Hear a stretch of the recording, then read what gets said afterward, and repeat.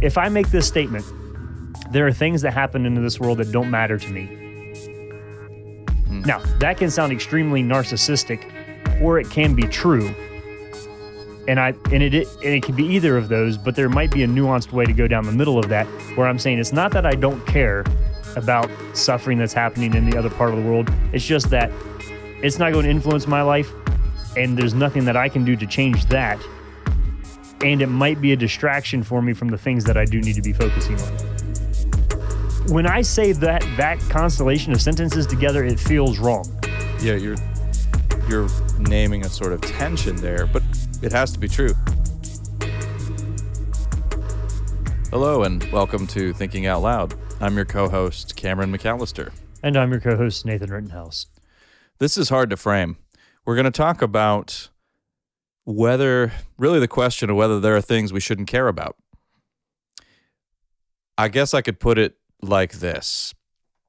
There's an overall weariness, I think, sometimes when it comes to the news. Because there's just, first of all, there's the question of what we can trust. So we've got an issue of whether the information we're getting is accurate. That's a huge item of concern. I hear that over and over again. Then there's the fact that there is just so darn much of it. I think even, in the relatively distant past, Nathan, it was possible you could go through news items more slowly and you had some built-in reflection time. And I think it was kind of implicitly understood that you weren't necessarily going to sound off on absolutely everything that you read or that you encountered. So we can add a third problem here now. The opinion problem, the pressure to sound off on all the major items, to have an opinion on everything, and to voice it publicly. So you have that. You've got all of these issues coming together. And I think there's just a growing kind of weariness about this. And so how do we keep steady in the midst of all this overabundance? And maybe, did I name all the problems, Nathan? There's too much of the news. There's the accuracy issue. There's the pressure to have an opinion on every single news item. Anything else that comes to mind for you, Nathan? Am I leaving anything off? I was just thinking as you were speaking there. So so for me, growing up, I lived in a county that had a newspaper that came out once a week on Wednesday, and it got to my town on Thursday. We got the Wednesday Sure. paper on Thursday. So if you want a delayed... a day late and a buck short. It's just hilarious. We actually mainly knew what was in there by word of mouth before the paper actually got to our part of the county. So the other issue, though, I think is twofold. One, the need is there to have that you don't need to know the information for the sake of the information. You need to know the information in order to be part of the conversation that's happening in your social network. So there's an odd way in which we use the crises of the world, not necessarily just out of our own interest, but as a type of currency to stay relevant. So there's that. And somehow that gives us the perception that we need to make immediate decisions. But the fact of the matter is that most of the decisions that you need to make in your life are not like snap judgments of like, I have to decide this really fast or something terrible is going to happen. So in fact, I was just trying, as you were listening to that, or you're going through the list of problems, trying to think of like, what are the fastest decisions that I need to make each day? So like, my kid's about to fall off the table. Like that's a quick, right.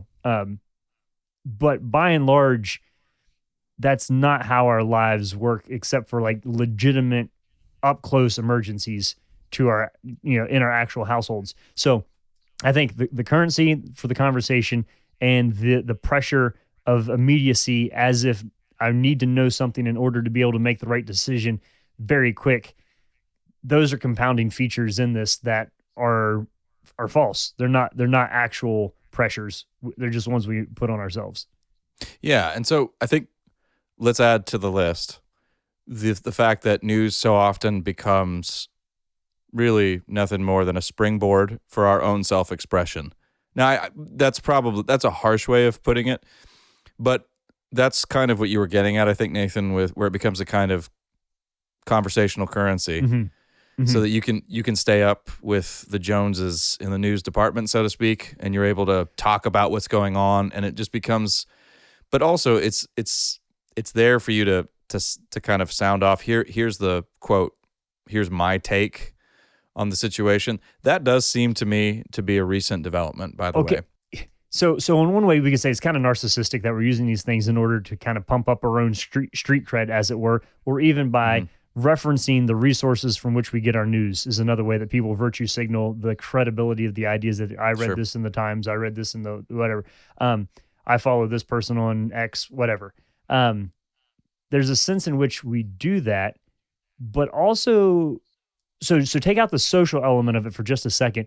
I think the deeper problem is that we feel we have to that we have a responsibility to think that everything matters, and that's part of what it means to be a good, responsible citizen today.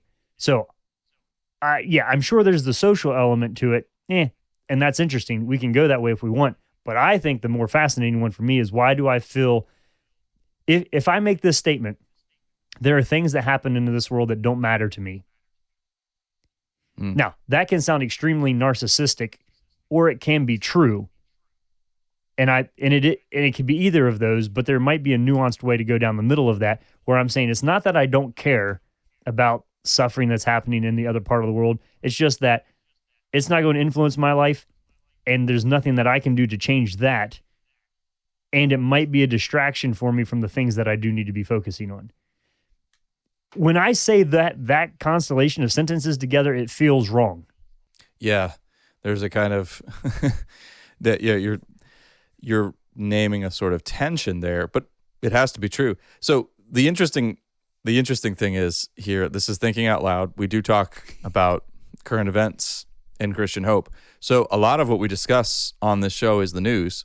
So we feel that tension as well. We've mentioned before, though, that there's a whole lot we don't talk about on the show as well. So it's worth just pointing that out.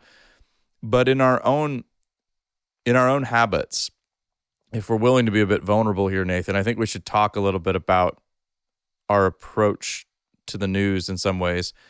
So let me respond a little bit to what you've said, because I think I too feel that kind of that nervousness when I say that. Are there things that I shouldn't care about?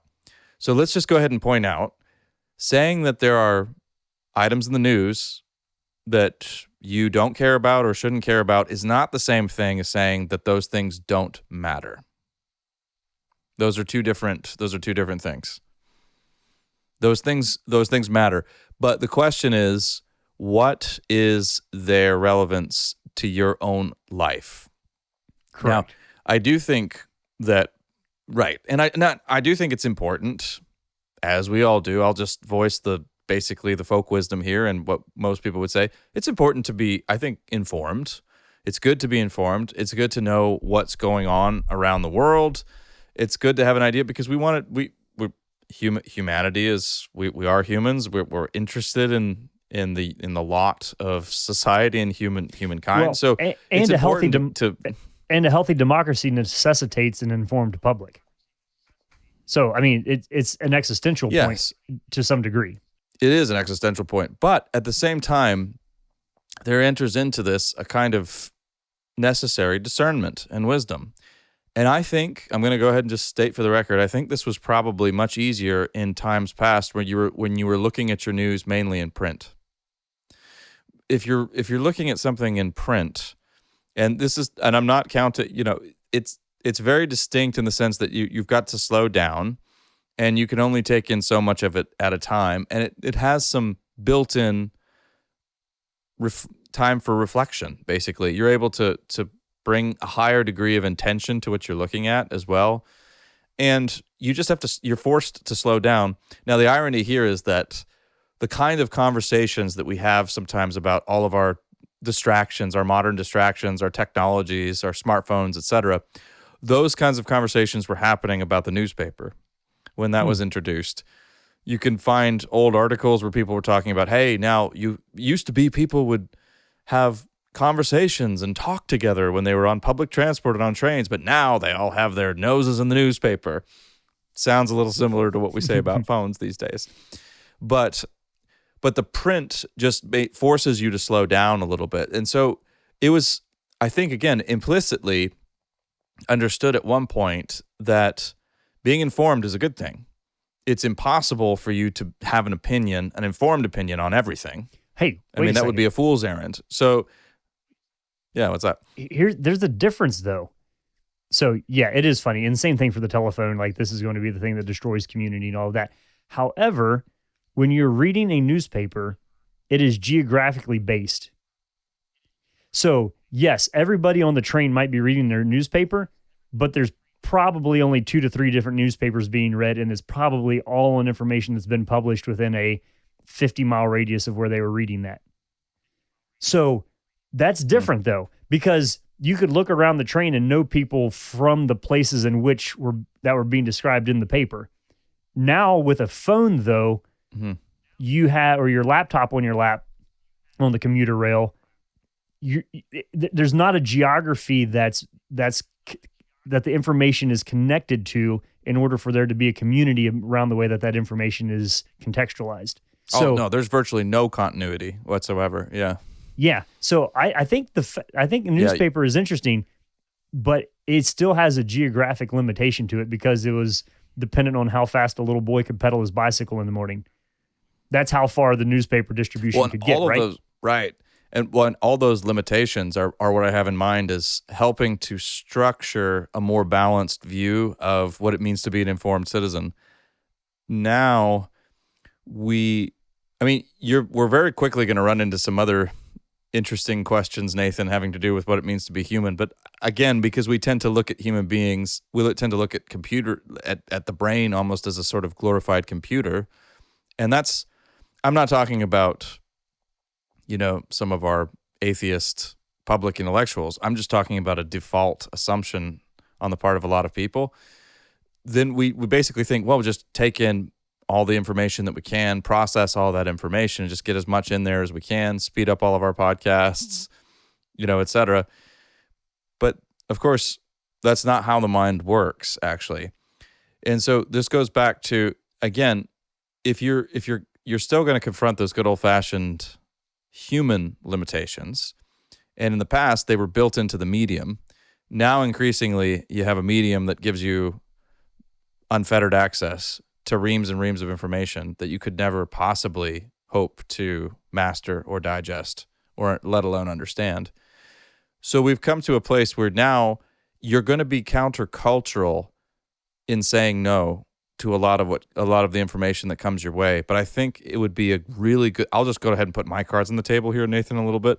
It would be really good if we all chose to take in less news and try to do it better and try to be more discerning about what items were relevant to my particular life, where I can actually, and if we're going to say something out loud, have it be something that we have we have at least a modicum of understanding, that kind of thing, but also just for our own time management and being able to devote our attention to the tasks that are needful for us.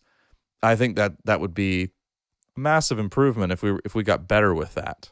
Okay, here's another issue, is that we can use the problems of the world to masquerade as a distraction from our own. So if you look at, I'm going to do it right now as I'm speaking to you. All right, I'm going to do this. I'm typing in, and lots of people have noticed this. So let's click on, for example, the New York Times. I'm pulling it up right here as we speak.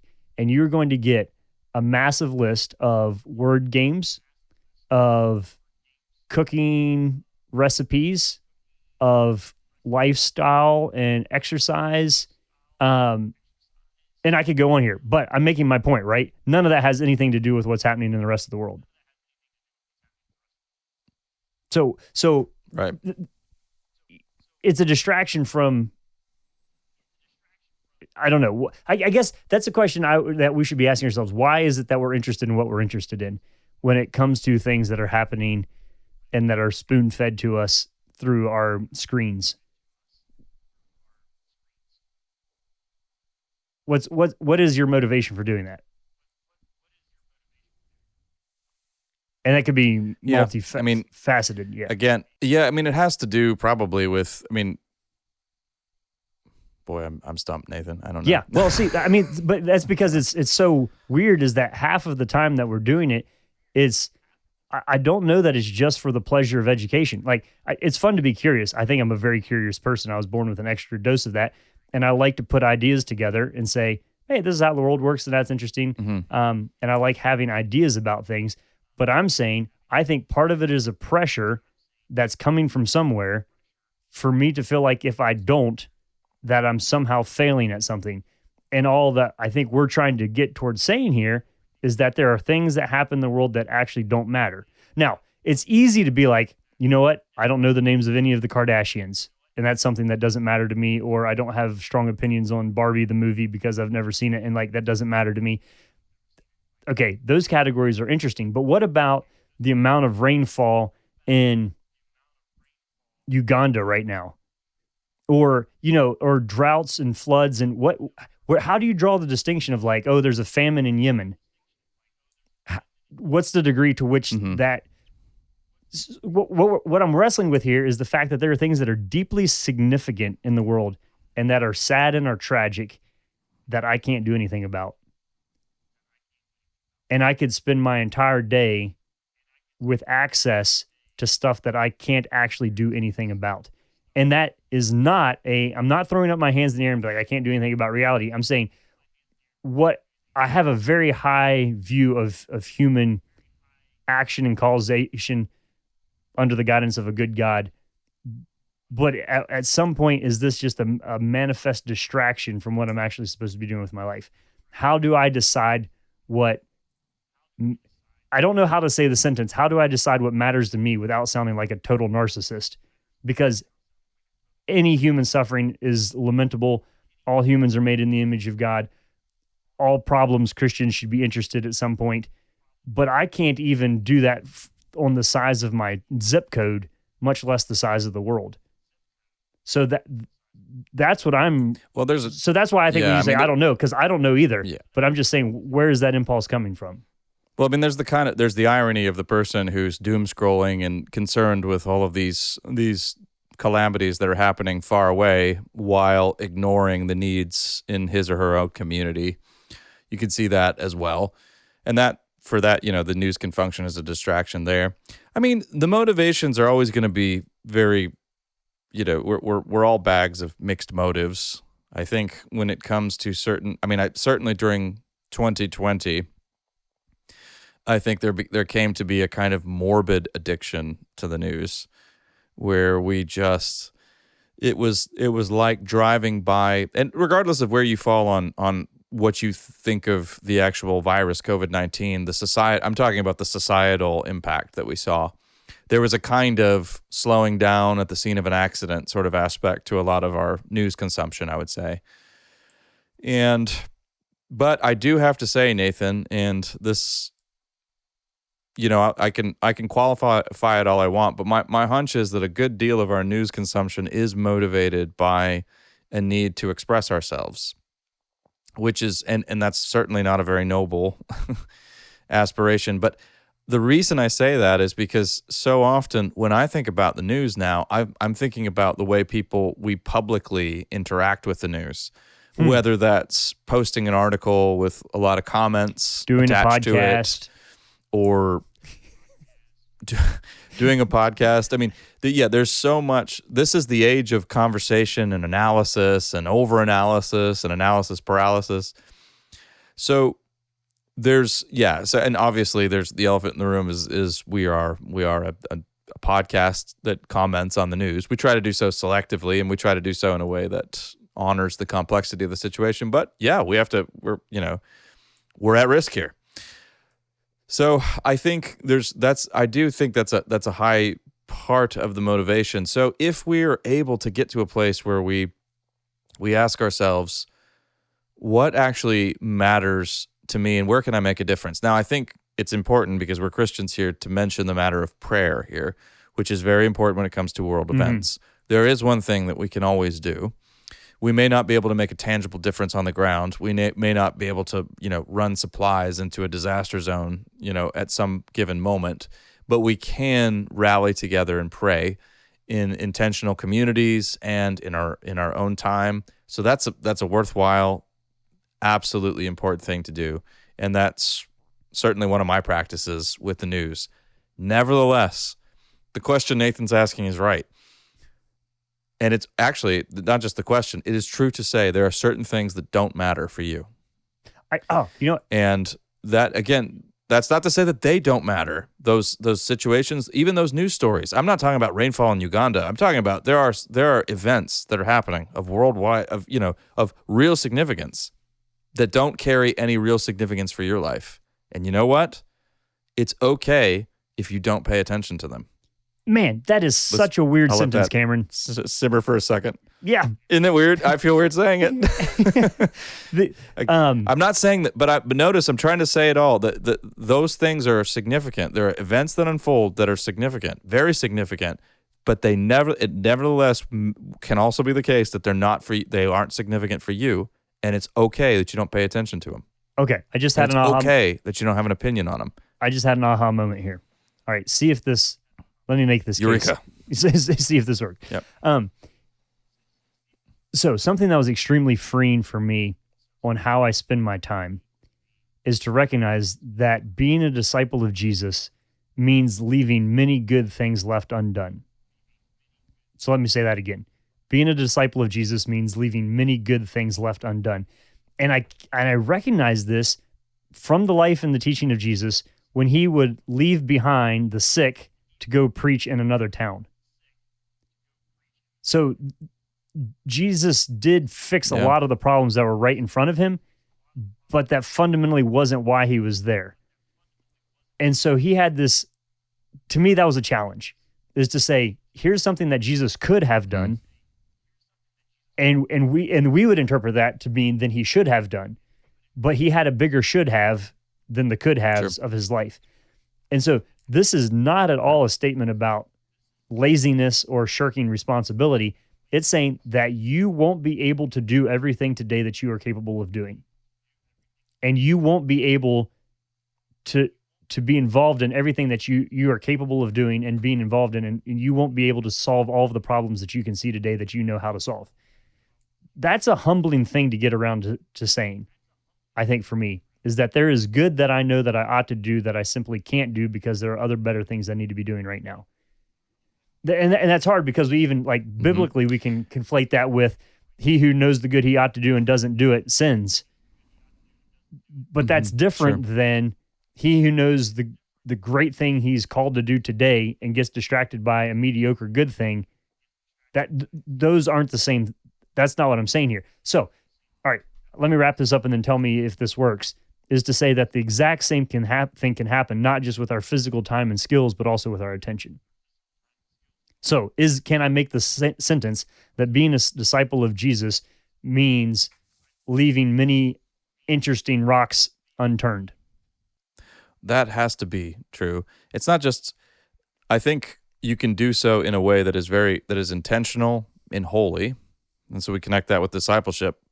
But that's also a necessary practice of human life. You have finite capacities, and you simply can't direct your attention in an effective manner to everything. You can only do it effectively to a small amount of items. We're way less capable there than we think we are often. Mm-hmm. Attention is what everybody is absolutely gunning for right now. And the key strategy of our culture now is seduction. And that applies to our news as well.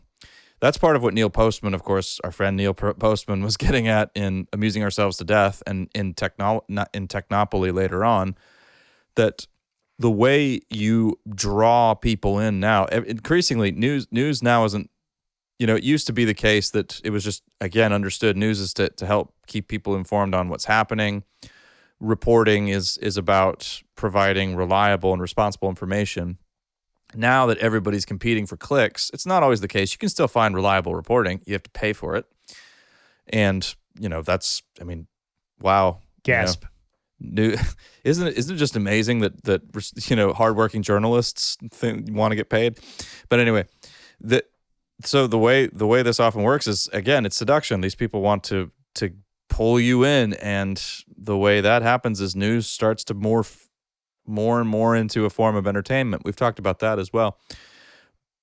But again, the people who are wise in how they conduct their affairs and how they live are people. One aspect of their life that is conspicuous, I think, is that they are careful with their attention. They recognize it as a finite resource, and they recognize that they only have so much time and space and mental energy to devote to a given topic. And they also recognize that there are certain items.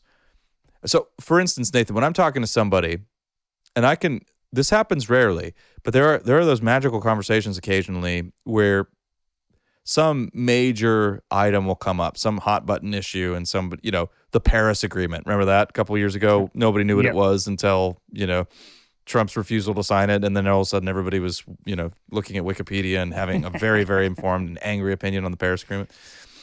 Well, there are a couple of rare conversations where I've been around people and they've just said, "Oh, I have no idea. I have no opinion on that. I really can't say.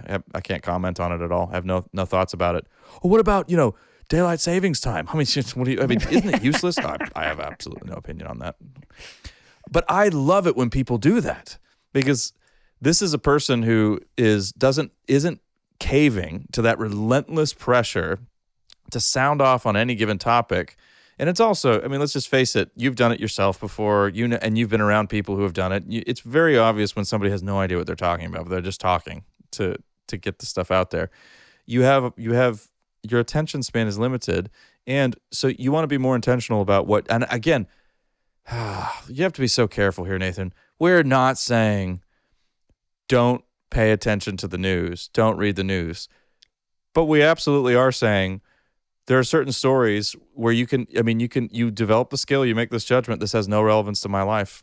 You're not a narcissist for doing that, and it's not, I can't contribute in any meaningful way to this. Maybe I could say a prayer or something like that. Sure, granted, but I don't care about this. And that's okay. Well, so here's the beauty of that. You should be able to do that. Yeah. No. So So I think the takeaway from this podcast is cut yourself a little slack. You won't be able to read all the great books in the world. There you go. You won't. Yeah. True. But here's the thing is that what the problems that are happening in my zip code, by and large, might not matter to you, and vice versa, but both of us are deeply responsible for them in our own context. So it's not like there's one type of Christian that can solve all of the problems of the world. That's not how diversity works, and that's not how the kingdom of God works, and it's not how churches and denominations work. We need the people embedded in their own places in order to meet the needs that are in those actual places. And since we're physical creatures in time and space, we just can't be at multiple times and spaces at the same time. So that's why I need you and you need me, is because there are things that are happening in your life and world that I have no clue about, that are deeply and significantly meaningful to God and to the planet that I have no knowledge of and couldn't help if I knew about it. And the opposite of that is true. So it's a classic divide and conquer technique here of you be faithful to what God's asking you to do in your neighborhood today. I'll try to be faithful to doing what God's asking me to do in my neighborhood today. And we'll let God run the world. And we won't get distracted and miss out on that by the fact that we care about what the last cricket score was from the Indian national team. Yeah. I think therein lies there's a balance there. But it's funny that you're listening to Thinking Out Loud, and here we are telling you about what current events not to pay attention to. But we hope this has been helpful to you as you process through the news. If it's an overwhelming experience for you, if it's something that's causing a lot of distress and wariness, maybe consider, hey, is this something I don't need to pay attention to? And then recognize it's okay. But part of what Nathan's saying also is important. And here's where the real, I think, conviction can come in. Are you actually aware of what's going on around you in your neighborhood? So those places where you actually can make a tangible difference, where you can help out, where you can do something, you can bring groceries to somebody's house, that sort of thing. That's what we want to pay better attention to, because that's where those are the people who will deserve your attention. And because that's just becoming more aware of the place that the Lord has you. So in some ways, I think we're saying maybe be a little bit more, choosy and selective with major news items, the national news, and try to get a little bit more specific with your local context and your local news. And that could go a very long way in telling you where you can actually make a difference and how you can pray, but also how you can lend a helping hand to somebody. You've been listening to Thinking Out Loud, a podcast where we think out loud about current events and some more local events and Christian hope. Thanks for listening to Thinking Out Loud. If you'd like to learn more about what we do, book Nathan or Cameron, or if you'd like to support us financially, whether through a one-time donation or on a monthly basis, you can do so on the donate page at www.toltogether.com.